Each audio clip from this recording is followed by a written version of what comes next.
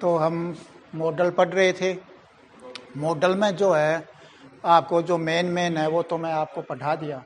अब ये फॉर्मेलिटी के तौर पर है, ये परीक्षा में बहुत कम आते हैं क्योंकि O2 इक्वल टू शुड, इनके प्रयोग करने में ज़्यादा अंतर नहीं है, एक दूसरे को प्रतिस्थापित कर सकते हैं। O2 का प्रयोग जहाँ शुड का प्रयोग है वहाँ भी कर सकते हैं, इसलिए जो परीक्षा में है ये कभी भी एक साथ नहीं देते।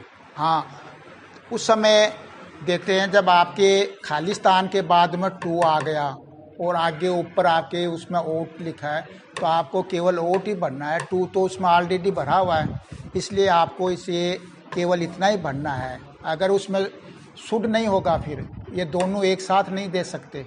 अगर यहाँ पर टू दिया है और खालिस्तान है तो आपको ओट भरना है क्योंकि एक दूसरे के प्रतिस्थापित हैं।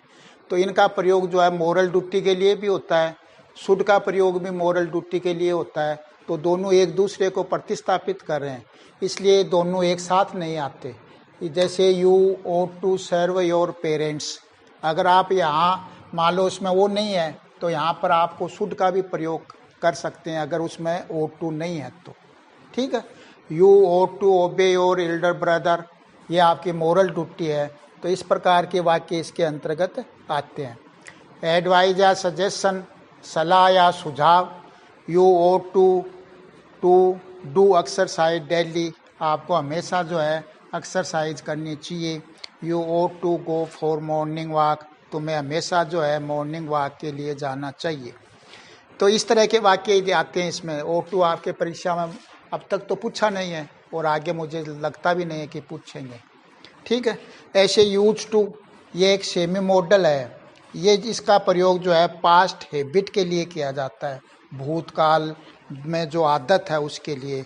जैसे I use to play football in childhood, मैं बचपन में फुटबॉल खेला करता था लेकिन अब नहीं खेलता हूँ, ये भूतपूर्व आदत को दर्शाता है।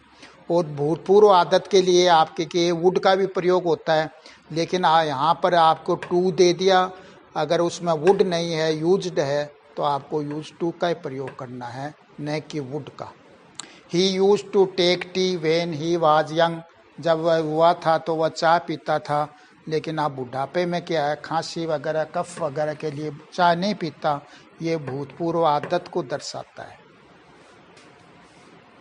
अब सेल का प्रयोग जो है किसके लिए, जिसमें प्रमिज होता है, वादा करता है, या विलिंगनेस जिसमें इच्छा होती है, या डिटर्मिनेशन दृढ़ निश्चय होता है, या इंटेंशन या क्या होता है इरादा होता है, या जिसमें एक क्या होता है हट होता है। इस तरह के वाक्य में आप क्या करेंगे, फर्स्ट जो सेकंड और थर्ड पर्सन होता है यानी ही सी यू दे या कोई नाम, वो भी थर्ड पर्सन में के अंतर्गत ही आता है, तो उनके लिए आप इसका सेल का प्रयोग करेंगे।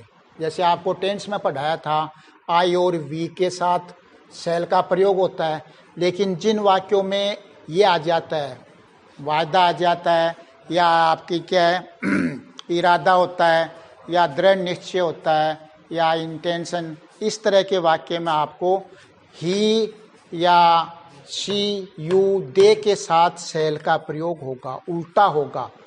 आपको टेंस में पढ़ाया सेकंड और थर्ड पर्सन के साथ विल का प्रयोग होता है और आई और वी के साथ सेल का, लेकिन यहाँ सेकंड और थर्ड पर्सन के लिए सेल का प्रयोग होगा, विल का नहीं।